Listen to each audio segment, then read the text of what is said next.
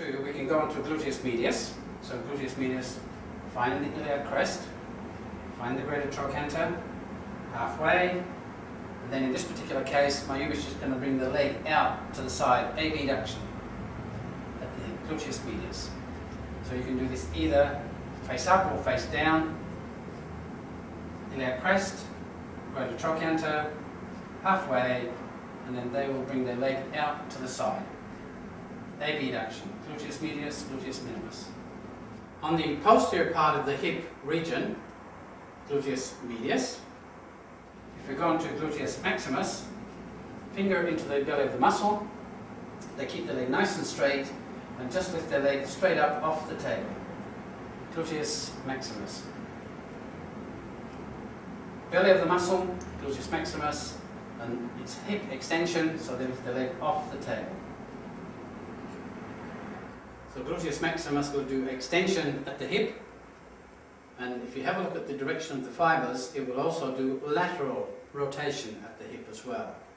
And this also comes into the iliotibial band, the iliotibial tract. You find the greater trochanter and the sacrum, and so from there, just come in about 1/3, fairly deep underneath gluteus maximus. They just try and twist the foot. It's not actually the foot that's twisting, it's the thigh that's twisting.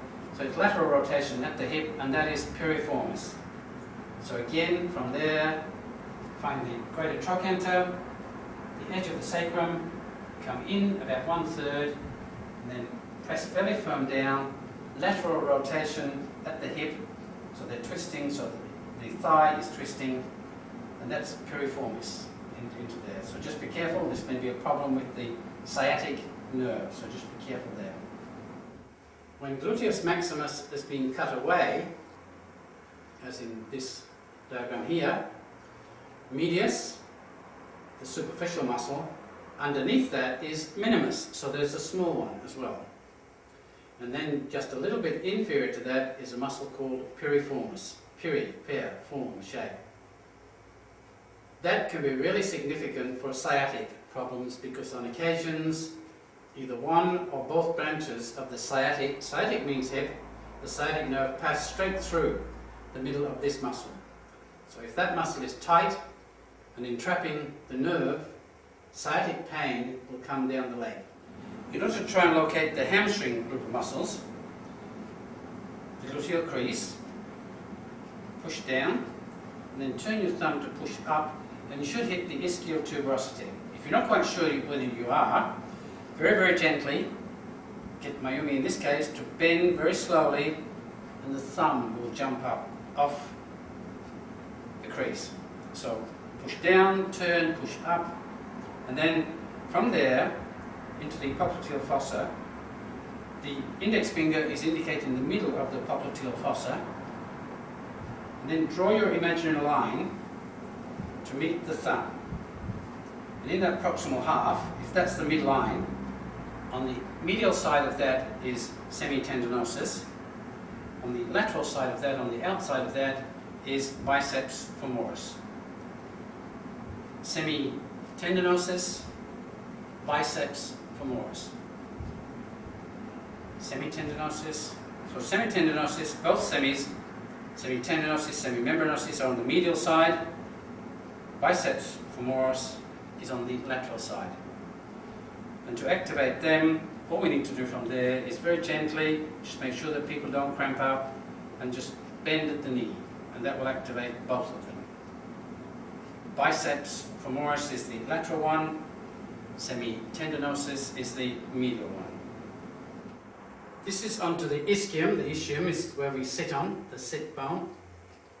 And these are the muscles of the hamstring group of muscles, and they all come in and around this region just here. All three of them. We've got biceps femoris, biceps femoris, semitendinosus, and semimembranosus. So they are the hamstring muscles, and they all come into this region, the ischial tuberosity. Biceps femoris, biceps femoris. So bi, it's got two heads. Biceps femoris, a long head and a short head, and it comes down to the proximal head of the fibula. Semitendinosus T-tendinosus sits on top of. Semimembranosus. So semimembranosus is underneath, it's deeper than. So the lateral one is biceps femoris. Semitendinosus is on the medial side, and underneath semitendinosus is semimembranosus. As a group, they will do flexion at the knee, so they'll bring the heel towards the back side. They will also do extension at the hip as well, but primarily flexion at the knee. Biceps femoris on the lateral side because it comes to the proximal head of the fibula. On the medial side, semitendinosus.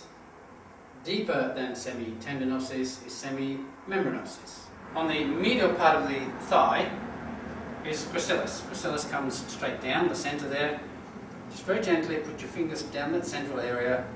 All they have to do is keep their leg nice and straight and just lift the leg up off the table, and that's gracilis into there. Nice and easy. Central region, usually if there's a tight-fitting garment, there's a seam, it's where the seam is, or close to, and then just keep the leg straight and lift the leg up, and that is gracilis on the medial side of the thigh. The most medial muscle of the thigh is gracilis. So it comes from the pubis, and it goes all the way down onto the tibia. It does not attach to the femur. From the pubis, and then comes all the way down onto the tibia. Gracilis will do adduction at the hip and flexion at the knee. Gracilis, the most medial muscle of the thigh. It may also be worthwhile pointing out that from a posterior view we can still see gracilis as well. And then further in we can see the adductors, adductor magnus. We have located gracilis, and then just into the triangular area on either side of there would be the adductors. Adductor magnus, and then longus and brevis would be in that triangular area, just inside there. The same kind of action will be occurring from there. From there, keep the leg nice and straight, just lift the leg off the table. And there would be the adductors as well as gracilis doing that kind of action from there. That is adductor longus, same muscle there. Adductor brevis is just a small one underneath there. And then adductor magnus is actually a huge muscle. It's underneath all of these areas. Adductor longus, adductor brevis, and adductor magnus. And the most medial muscle of the thigh is gracilis. Being a little bit more specific, particularly with adductor longus, if we just bend from there, now we're just going to ask me to just let the leg drop out to the side and push the knee against me. That there is adductor longus. With the leg pushing against me, it should relax quite considerably. But if now we ask Mayumi sort of say, okay, just lift your knee off me, that will jump up and be really quite prominent. So that's adductor longus. And that's just an easy way of locating. To let it go really loose, if you want to massage the area, they push their knee into you as the therapist. Then you can work along there, but be careful because it can be really sore. But if they lift their leg off you, and it will just jump up and be really quite strong in this region. Now into the calf area, gastrocnemius, the big bulk of muscle, the medial head, the lateral head of gastrocnemius, and then all that Mayumi has to do from there is just do plantar flexion. With the leg in the straight extended position, gastrocnemius, plantar flexion. When you're asking people to do this, just be really careful that they don't actually do it too aggressively and get cramp. So the bulk of muscle from there, fingers either side, medial and lateral head, and they do plantar flexion. Gastrocnemius. Onto the calf area, we have gastrocnemius, the lateral head and the medial head of gastrocnemius.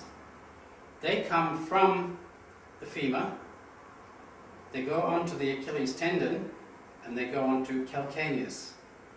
They do not attach to the bones underneath there. They come from the femur to the Achilles tendon and then onto the calcaneus. They will do plantar flexion, so they will go up onto the toes, particularly when the legs are straight, extended.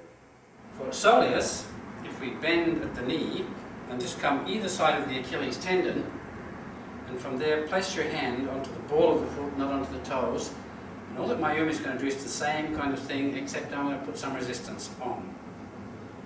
Okay, away we go. So from there,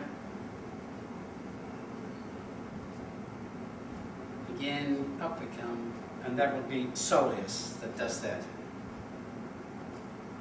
Still does plantar flexion. Both gastrocnemius and soleus attached to the Achilles tendon. So usually anybody that got a problem with the Achilles tendon that comes on gradually, it's usually either soleus and or gastrocnemius that's the primary problem. If they had trauma, that's quite different. And underneath that is soleus. So on this side, gastrocnemius has been cut away, and there is soleus.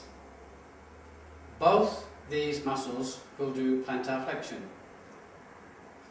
Gastrocnemius works best when the legs are straight. Soleus works best when the knee is bent.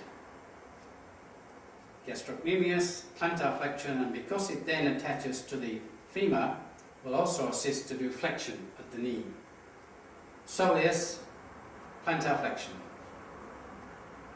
Gastrocnemius goes directly into the Achilles tendon. Soleus attaches to the Achilles tendon much lower down onto the anterior surface. Gastrocnemius, soleus. What we have just done is to go through the muscles, and we've kept clothes on, simply because of the fact that it's easy to locate the muscles, providing you're familiar with the attachment points and what their action is. Thanks, Mayumi, for donating your body.